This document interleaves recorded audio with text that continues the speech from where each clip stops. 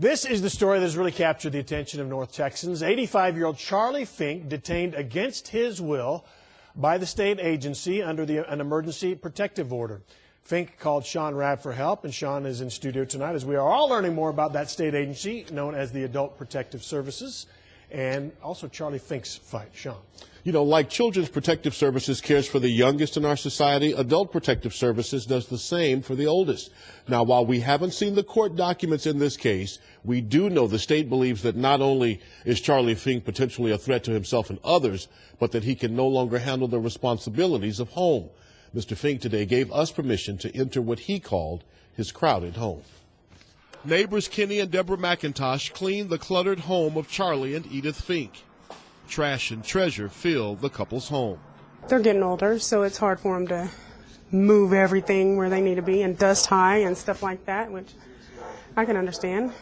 85-year-old Fink and 87-year-old wife Edith are now in a nursing home.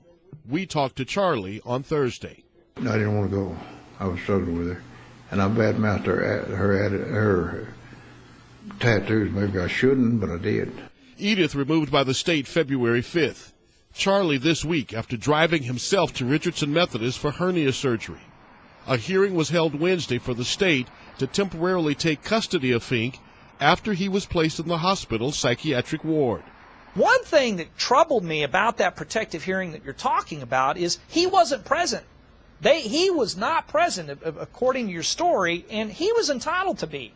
Next week, the state goes back to court to keep Fink in its care for another 30 days. Attorney Jeff Henley, not associated with this case, says you have to prove one of three things: that a person is likely to cause serious harm to himself, or is likely to cause serious harm to another. Henley says they must also show that a person will substantially deteriorate without state intervention. What they mean by that is, can this person feed himself, clothe himself, make decisions about his medical treatment, make decisions about his housing, things of that nature. Adult Protective Services became involved with the Finks after an anonymous referral, part of state law to prevent abuse and neglect of elderly.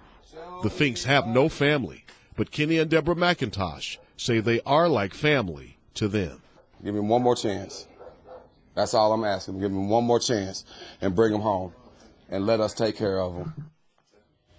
Now, many of you have expressed concern and support for Charlie Fink on social media. We expect the state will testify next week that Charlie Fink is somewhat frail, his house a mess, and that he is not making responsible decisions because he wanted to go home from the hospital rather than to rehab after hernia surgery. Just one of the reasons that they'll cite that. We'll let you know what happens. Sean Rabb, thank you.